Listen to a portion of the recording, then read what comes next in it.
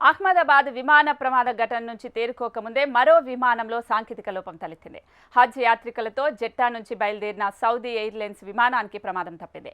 విమానం టైర్ నుంచి నిప్పురవ్వలు, దట్టమైన పొగలు వెలువడ్డాయి. విమానంలో 250 మంది ప్రయాణికులు ప్రయాణిస్తున్నారు. రన్వేపై ల్యాండ్ అవుతున్న సమయంలోనే ఘటన జరిగింది. అప్రమత్తమైన పైలట్ ఎయిర్ ట్రాఫిక్ కంట్రోలర్కు సమాచారం అందించారు. అగ్నిమాపక బృందాలు ఘటనా స్థలానికి చేరుకొని చర్యలు చేపట్టడంతో విమానం నుంచి ప్రయాణికులు సురక్షితంగా కిందకు దిగారు.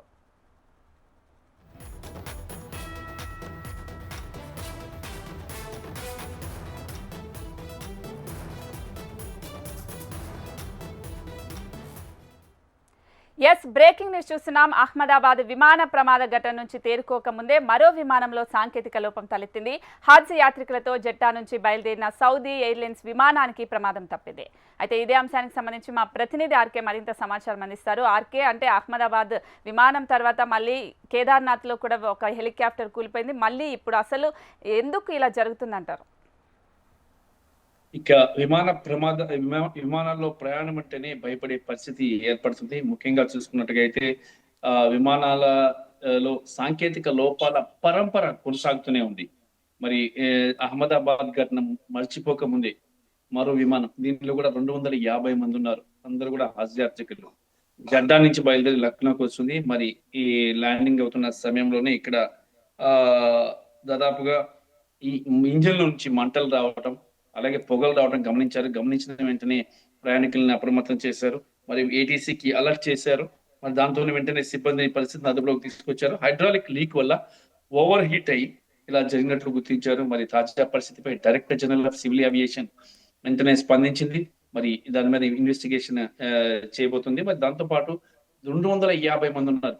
దాదాపుగా పెద్ద విమానాల్లో ఎక్కడ చూసినా కూడా 250 నుంచి 280, 300 దాకా ప్రయాణికులు ఉంటారు. మరి ఇది హజ్ యాత్రికులు. వీళ్ళంతా కూడా హజ్ కి వెళ్ళి వస్తున్నారు. జడ్డా నుంచి లక్నో వస్తున్న క్రమంలో ఈ ప్రమాదం జరిగింది. మరి ప్రమాదాన్ని గుర్తించారు పైలట్లు. వెంటనే ఏటీసీకి ఇన్ఫార్మ్ చేశారు. మరి ఇన్ఫార్మ్ చేసిన తర్వాత ఏటీసీ ఇచ్చిన సూచనల మేరకు అక్కడ పరిస్థితిని అదుపులోకి తీసుకురాగలిగారు. ఇక్కడ కూడా చూసుకున్నట్టుగా అయితే ఇది కూడా చాలా తీవ్రమైన పరిస్థితి, క్రాష్ అయ్యే పరిస్థితి నుంచి త్రుటిలో తప్పిందని చెప్పాలి. పెద్ద ప్రమాదం లేదంటే అతి తక్కువ టైంలో ఇండియాలో ఇది ఇంకొక ప్రమాదం అయ్యే అవకాశం అయితే ఉండేది.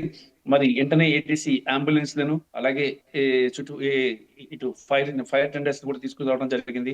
పరిస్థితి అంతా పూర్తిగా అదుపులో ఉంది. ప్రయాణికులు 250 మంది కూడా సేఫ్ గా ఉన్నారు. ఏ మాత్రం కొంచెం నిర్లక్ష్యం చేసినా కూడా మరో 250 మంది ఇక ప్రాణాలు గాలిలో కలిసిపోయే అవకాశాలు అయితే ఉండేవి. మరి దాదాపుగా నిన్న కూడా చూసుకుంటే అదే పరిస్థితి ఏర్పడింది.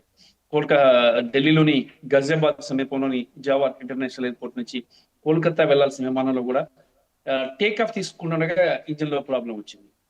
మరి దాన్ని ఎక్కడ ఆపేశారు. దాంతో పాటు మరొక హెలికాప్టర్, మరి హైదరాబాద్ నుంచి తిరుపతి వెళ్లే ఇంకొక విమానంలో ఇదే పరిస్థితి. అయితే విమానాల్లో చాలా వరకు సాంకేతిక లోపాలు భారీగా తలెత్తుతున్నాయి. మరి దీని మీద కేంద్ర ప్రభుత్వం వెంటనే స్పందించి తగిన నిర్ణయాలు తీసుకోవాలని చెప్తున్నారు. కేంద్ర విమానయాన శాఖ దీని మీద చాలా స్పెషల్ డ్రైవ్స్ చేయాల్సిన అవసరం ఉంది. ఎందుకంటే ఈ ఎయిర్లైన్స్ లో వచ్చిన ప్రమాదాల నేపథ్యంలో చాలా జాగ్రత్తలు వహించాలి. ముఖ్యంగా ఎయిర్ క్రాఫ్ట్ మెయింటెనెన్స్ ఇంజనీర్లను అప్రమత్తం చేయాలి. దాంతోపాటు పైలట్లు కూడా చాలా చాకచక్యంగా వ్యవహరించాలా. మరి అలా వ్యవహరిస్తేనే ప్రజల ప్రాణాలు వీళ్ళంతా కూడా బతికే అవకాశం ఉంటుంది. లేదంటే అహ్మదాబాద్ ఘటనలు ఎన్నో జరిగే అవకాశాలు అయితే ఎక్కువగా ఉన్నాయి.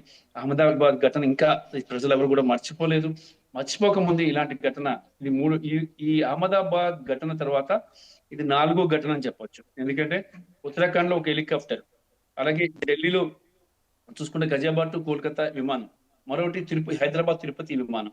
ఇలాగా ఇలాంటి పరిస్థితులు ఏర్పడుతున్న నేపథ్యంలో అసలు ఏం జరుగుతుంది? విమానయాన రంగం ఇప్పటిదాకా ఎందుకు నిర్లక్ష్యానికి గురైంది? ఆ నిర్లక్ష్యానికి కారణం ఎవరు? 279 మందిని పొట్టన పెట్టుకున్న పాపం ఎవరికి అంటుకుంటుంది? ఎవరు దానికి కారకులు? వాళ్ళు గట్టిగా శిక్షించాలని చెప్పేసి కూడా ఇప్పటికి కూడా దేశవ్యాప్తంగా కూడా నిరసనలు వెల్లువెత్తుతున్నాయి. మరి విమానయాన రంగంలో చూసుకున్నట్లయితే భారతదేశంలో ఇది అతి పెద్ద డిజాస్టర్ అని చెప్పాలి. మరి ఈ డిజాస్టర్ పై కేంద్ర ప్రభుత్వం దృష్టి సారించాలి. ఇలాంటి డిజాస్టర్ ఇంకోటి జరగకుండా వేగంగా చర్యలు చేపట్టాలని చెప్పేసి ప్రజలు కోరుకుంటున్నారు.